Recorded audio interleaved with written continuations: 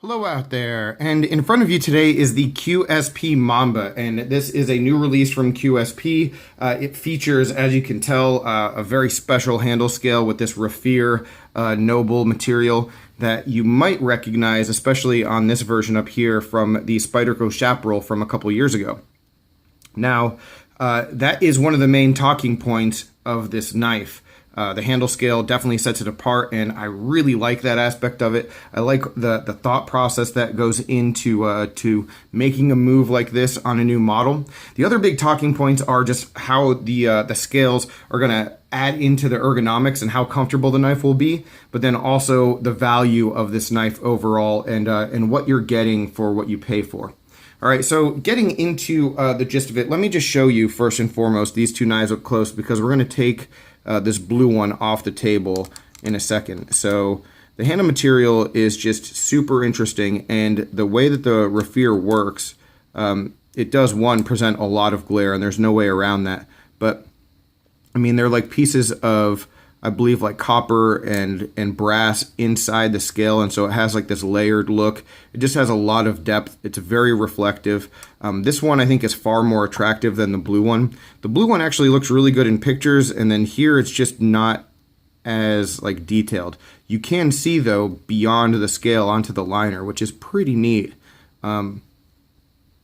So yeah, it is an interesting scale to be sure, but my preference is with this one, and that just for the sake of space on the table, this is the one we're going to stick with. I'll bring the other one back out in a bit. But getting started with size comparisons, let's see. Big one right here. Here's the Benchmade Super Freak. That is a, I don't know, not really the most appropriate size comparison. Let's see it next to the 943. Pretty similar overall there with the similar cutting edge. And here it is next to the Smock. And of course, that sound you just heard is the unmistakable sound of a Paramilitary 2.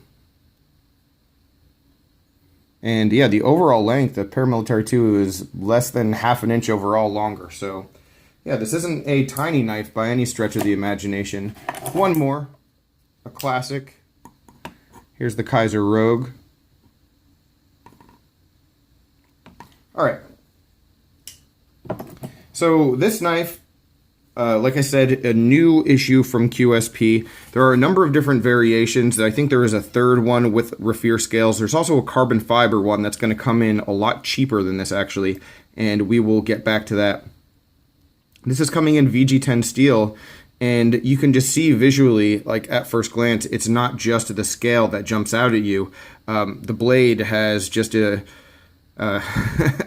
it's set apart from whatever this is. I don't even know, would you call that a fuller? I'm not sure what it is, but it is a machined groove that basically you have the flat and the stock of the knife, but then the grind sort of comes from here. It's interesting to say the least. I say that word a lot, but it definitely applies here.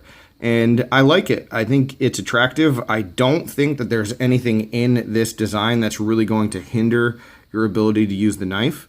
So yeah, I mean, as far as setting itself apart, it definitely does that. Our steel here is VG10. I have zero issue with VG10 as a blade steel. And my buddy Banter247 said something really, really appropriate in his recent Boker review. I can't remember the name of that model, but what he said was, you know, you got to look at steel sometimes as what are you going to use the knife for? You know, this seems to me to be like a full-size gent's knife almost, just because of how classy it looks. So yeah, while this will definitely be appropriate for breaking down boxes and just daily tasks, you know, you're probably not buying this knife in order to hard use it all the time. And so VG10, as far as edge retention goes, will be perfectly fine for that.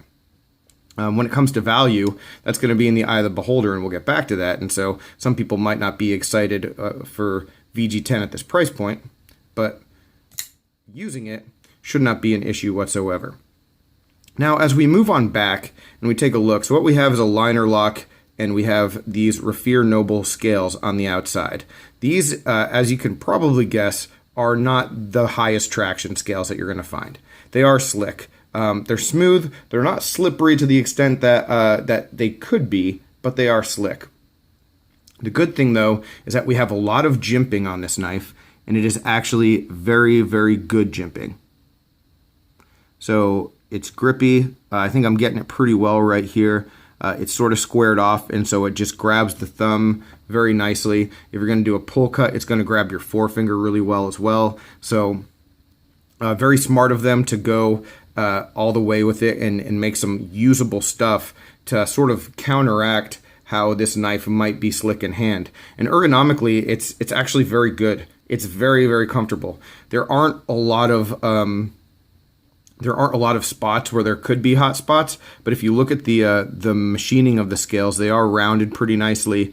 And then you do have, and this stuff is going to be just a bear to get focused just because of the light reflecting off of it. So you might not be able to see, but the liners do purposefully just extend slightly. It creates like a little rounded like nub as you go over. So there's no sharpness though. Everything is nicely rounded. So did a great job with that. When it comes to the detail of the scales, I did drop this knife, and you can see some scratches as the light reflects it. So that is going to happen. The good news though, you probably didn't notice it at any point in the video until now.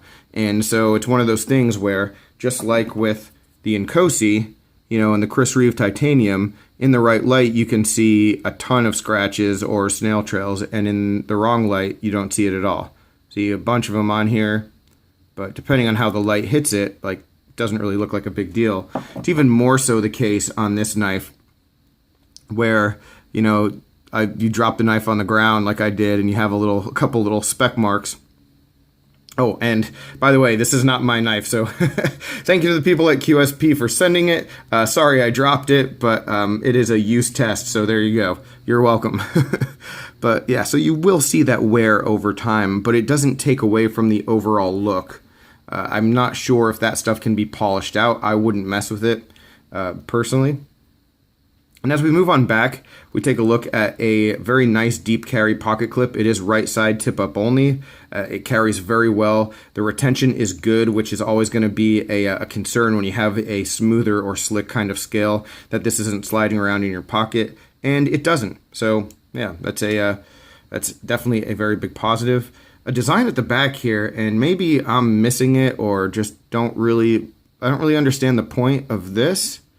Of what this shape here does. Let me get the other one if I still, yeah. I don't really see the point of that shape, but at no point is my hand back there, and even just like pushing it into my hand, it isn't sharp. So even though it is a bit of an oddity, I don't know, maybe you could just look at it as aesthetic flair. I don't know, but it just it doesn't hurt the knife. I don't think it does anything for it, but it doesn't hurt the knife at all. And again, it isn't sharp to the extent that it's going to bother you. So yeah, just one of those nuances, I guess. The big thing though, and I'm saving the worst for last, the worst part is the lockup of this knife. The action is really good when we get the knife open. Flipper on some really nice bearings. It is pretty smooth. Almost free shuts. So, I mean, that was done very nicely. You can hear that detent too. I mean, it is a pretty good, strong detent, so that when you break it, it is nice and snappy opening. So that's a good thing. The bad thing though, and this is what's going to hold me back from ever considering a purchase, is that, well, the lockup just has a little bit of rock, a little bit of up and down on both of them. Not sure if you can hear that. I'm no expert when it comes to this stuff. Honestly, I've seen so much of it over the past few years that I've come to sort of understand it a little bit better, and I do think that for the immediate future that these knives will be more than perfectly safe. But this is one of those things where if I have this kind of issue, it just sort of turns me off completely to the knife. It turns me off to the idea of owning it and buying it and carrying it, because it's just one of those little things that irks me. And so no matter how much I might like the other aspects of a knife, if it has that up and down kind of movement, I'm gonna carry something else. That's the bottom line. And it's depressing to say that because I'm a huge fan of this handle material, and I was really, really looking forward to this. At Blade Show, this was one of my most like intriguing models because I wanted to see more raffia handle material. And unfortunately, I just cannot get behind it. I don't know if all of the models are going to be like this or if every example is like this, but for me, it just kills it. For a lot of people, like, it might not matter to you, and if that's the case, like, good for you. Everybody has their little preferences and the things that matter the most. Again, don't quote me in saying that this is a perfectly safe knife, despite that, but I do think it would be, and I don't think that you're gonna like run the risk of having any huge like failure, but it is a little bit disconcerting, and that does lead us into value. The value of the knife here is it's sort of a question mark. This model runs $118 with these handle scales. I believe there's like an $80 one. Let me see if I can get it pulled up real quick. I believe there's a $75 carbon fiber version. So it's cheaper for carbon fiber, which that by itself is pretty interesting. And these are available on White Mountain Knives. So you can check it out over there. And I'm sure you could like send a message to them to see if they would test, the lockup and make sure it's good for you if that bothers you as well. But the value, yeah, just a huge talking point because I know that depending on how you feel with your preferences, especially when it comes to steel or what you can get for the money, that $118 might be a little bit on the high range. That said, I really, really applaud QSP for the vision of this. And by that I mean the marketplace is getting really saturated right now. Getting saturated with companies that are making really nice models in D2 tool steel or whatever, to D2, VG10, whatever it is. But they're all around like the $50 to $70 price point, and there's just a bunch of them. There's just so much out there. QSP is one of those manufacturers as well that like is from China, that they could be doing things the way everybody else is and just trying to just fit in with the crowd, and instead they're doing something different, and they took a leap here, and I appreciate that.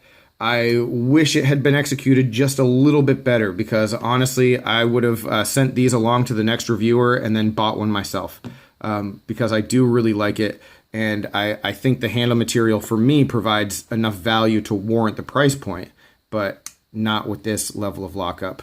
So again, kudos to QSP for the vision and the ingenuity of using a handle material that not very many people do, but it was a near miss. It was a near miss in execution. So that's my take on it, guys. Let me know your thoughts. Any questions, comments, complaints, suggestions, let me know down below. What are your thoughts on QSP? What are your thoughts on the little bit of Lock Rock? How do you like the handle materials? Let me know all that information. But thanks very much for watching, and I'll talk with you soon. Take care and have a good one.